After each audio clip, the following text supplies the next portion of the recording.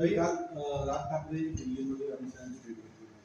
काय याचा परिणाम आपल्याला होऊ शकतो? प्रत्येक निवडणूक आली की मनसेची कोणा ना कोणाकडे सेटिंग चालूच असते. स्वतःच्या पक्षाचा आमदार, खासदार, नगरसेवक, जिल्हा परिषद सदस्य निवडून आणण्याची इच्छा मनसेच्या प्रमुखांकडे आहे असं कधीही वाटलं नाही. परंतु केवळ आणि केवळ उद्धवजी ठाकरेंचा द्वेष म्हणून त्यांना कुठेतरी टक्कर द्यायची म्हणून कोणत्या ना कोणत्या पक्षाची हातमिळवणी करायची हा आजपर्यंत चालू असलेला त्यांचा धंदा जो आहे यावेळेला जरी असला तरी लोक चांगल्या पद्धतीने त्यांना ओळखून आहेत. त्यांचं पूर्णपणे या निवडणुकीमध्ये पाणीपत झाल्याशिवाय राहणार नाही. पण सर 2 दिवसामध्ये संदर्भामध्ये महायुतीमध्ये मनसे याची घोषणा होऊ शकते. काल उद्धव ठाकरे असं म्हणाले की पक्ष चोरला, आता ठाकरेंचं नाव सुद्धा चोरण्याचा प्रयत्न या ठिकाणी केला जातो. माननीय पक्षप्रमुख उद्धवजी ठाकरे साहेबांनी सांगितले ते खरंच आहे.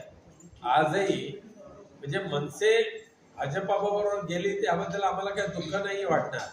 उलट मनसेच्या कार्यकर्त्यांना वाटतं की जे त्यांचे पक्षप्रमुख जे करतायत ते चुकीचं करतायत आणि म्हणून आज भारतीय जनता पक्षाला स्वतःच्या नेतृत्वावरचा विश्वास, माननीय नरेंद्र मोदींच्या गॅरंटी या शब्दावरचा विश्वास उडालेला आहे.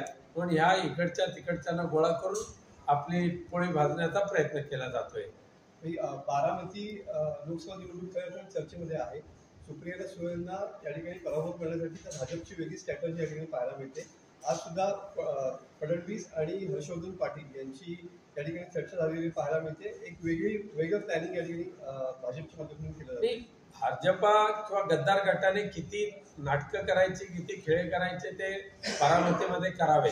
माझ्या अभ्यासाप्रमाणे माननीय शरद पवार साहेब मैदानात तर उतरलेले आहेतच आणि बारामतीमध्ये सुप्रियाताईंचा विजय 100% निश्चित झालेला आहे. पण आज हर्षवर्धन पाटलांची स्वतः फडणवीस साहेबांनी भेट घेतली. त्यांची असे किती जणांनी तर भेटायचा प्रयत्न केला तरी बारामतीकर आपल्याला जो न्याय द्यायचा तो देतील आणि सुप्रियाताईंना ते त्यांचा सन्मान नक्की होईल.